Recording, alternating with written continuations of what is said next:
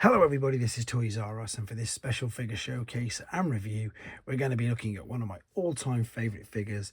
This is the Generation 1 Tracks toy. So in this video, we're going to have a detailed look at him in all of his modes, help you decide how you want to display him.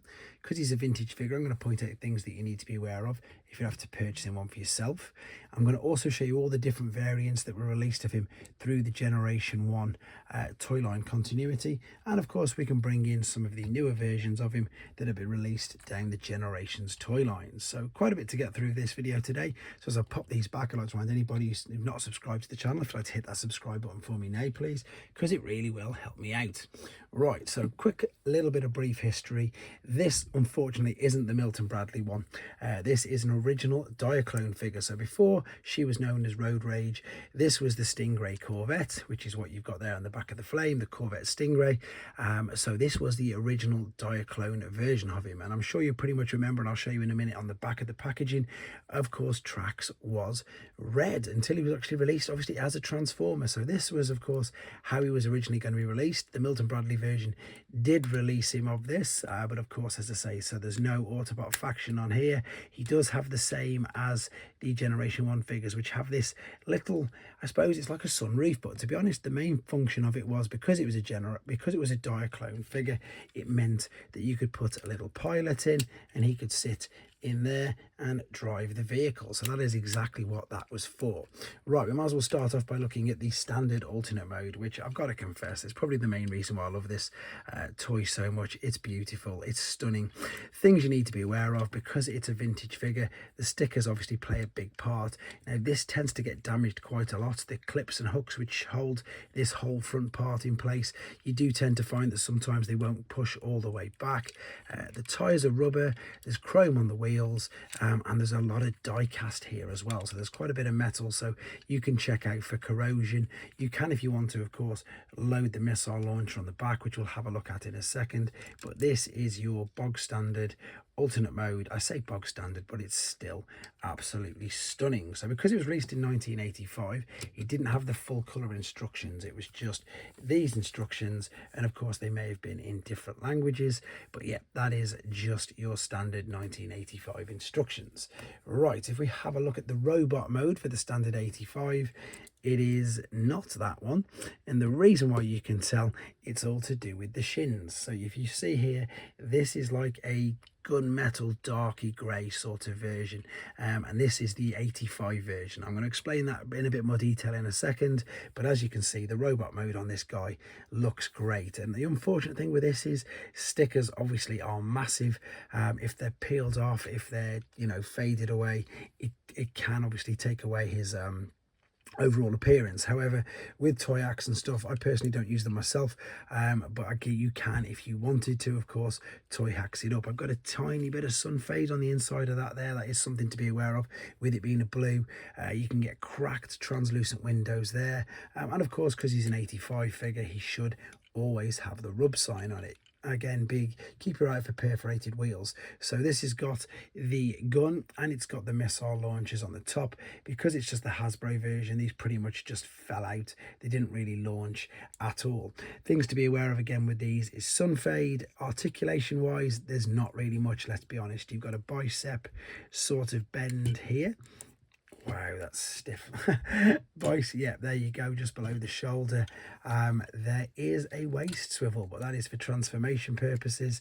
And if you want to say you've got an ankle tilt, but again, it's just for transformation purposes. The arms will go out to the side as well, but that's pretty much it. Unfortunately, I think these guys, I'm sure you'll agree, just look better standing still. So I might as well discuss this now while I've got this one in my hand. Now, hopefully you can make out that this one here, see the shins on these are all black, and this is the European or the gold box version. So they were European, maybe Australasian as well, but yeah, the later release of the 1990 version, still under Generation 1, came with black painted. It's still die cast, you can still feel the coldness there, you can still feel the weight in it, but it's black rather than the gunmetal grey. So that's something to be aware of. Again, if you're looking to buy one and it's being advertised as an original, it's not. I mean, it's still a Generation 1 toy, but it's It's not the original. The original one came with the gunmetal grey shins. This was the flight mode, which I suppose it's a very cheeky third mode. It's just the wings, which you can see on the underside there, which fold out. Maybe you can see the grey there a little bit more. Yeah, that's a little bit more greyer than the black right there. And of course you can put the missiles in it as well. Again, you can see why stickers do play such a big part on this particular figure. Now I'm going to probably struggle trying to get things to focus, so what I'm going to do first and foremost is show you the standard 85 box with the beautiful artwork of Tracks there again. So this is the correct color, but funnily enough, when you spin it round to the back, oh no, knocked him over, the 85 box artwork has the red Tracks in the background. So that's the beautiful 85 artwork there with Shockwave, the Dinobots, Jetfire, and as I say, the elusive red Tracks. I've just knocked all these over.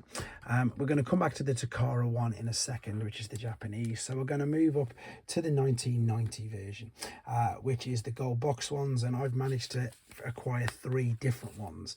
Now the font, but the color scheme is exactly the same. So you've still got the red, black and white, but you can see they've changed the font for Transformers. This one is just your standard English booklet, and then this one again is in a different language as well.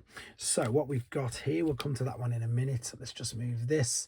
We've got here, this is your standard English box, so it says just classic Tracks and classic Autobot, and of course everything is in English. The artwork is still the same, they've just changed the back of it, but they've also changed the battle scene on the back. I'm sure you'd agree it's nowhere near as good as the original, but this is again just advertising which figures they then reissued. That is the tech spec. If you want to read it, you can pause it now.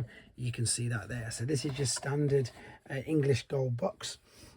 We've then got a multi-language one, so I think this one's Dutch and French, to be honest, so definitely Dutch. And thank you to the people who commented that Spielboom used to be an old shop in the Netherlands. So again, exactly the same as the other box, just in a different language. So again, there you go. If you want to pause that and that's in your language, you can read that as well.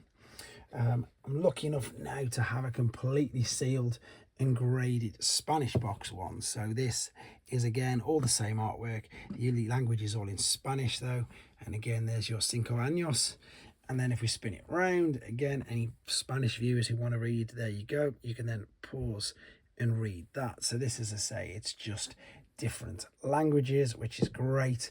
Before we move on to the final bit, I want to very quickly just show you these. So this will be the first. I'm not going to bring in the black shinned one. I'm completely surprised that we didn't get or haven't had many versions of Tracks in the Generations toy line. So we've got 2010 Reveal the Shield, I believe, and then this is Kingdom. So does that make it 2021? I think maybe 2021, 2022, something like that. There you go. That is the 3 versions of them released down the Generations toy line. One final one to have a quick look at is the Takara one, and I've saved it to the last because I just love the Takara boxes. So you can see straight away how much smaller they were. They package everything in this polystyrene. Number 44 was the reference number for him. The artwork is the same. The details, well, they painted his face. Is that, oh, it's a red black face. Is it on this? Oh no, I never only just noticed that. So on all of them, even on the later 1990 editions, there's a black face, which of course isn't correct. The battle scene on the back is much improved. It's still got the Dinobots, it's still got all the other characters. There's your red Tracks, but it's got Devastator and Blitzwing. We're at the early stage where the robot pointer's still on the back, and I'm just going to show you one inside because this one's unused. I'm lucky enough for this to be unused, so I'm going to show you what a Tracks with 0 stickers on it looks like as well. One other thing, and unfortunately I'm not going to show you because again they're all brand new. In fact, maybe if I pull it out, I can show you that this does have a loaded spring in, and because the toy line licensing regulations were different in Japan, this does fire. Well, anything by Takara really does fire quite far with a little bit of venom. So let me very quickly take this out. That's what they look like with no stickers, just if you wanted to see. And again, you can really tell that this has been very well looked after. And then just very quickly to show you as well, the instructions in Japanese were completely different. I keep knocking over the Diaclone one typically. Again, nothing like the ones that we've seen. And there of course is the sticker sheet, so you can see he did have quite a lot of stickers on him. Right, to be honest, there's not much more to say about this figure.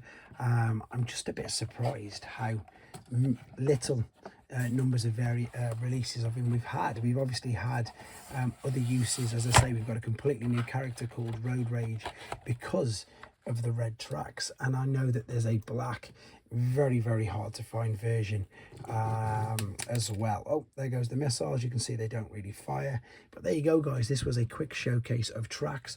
I hope this helps you with your maybe questions on him if you have to one for yourself, but that's what you're looking for. Again, please remember gunmetal grey original, black for reissue. However, as I say, reissue is the 1990 version. There you go, guys. Thanks for watching. Take care.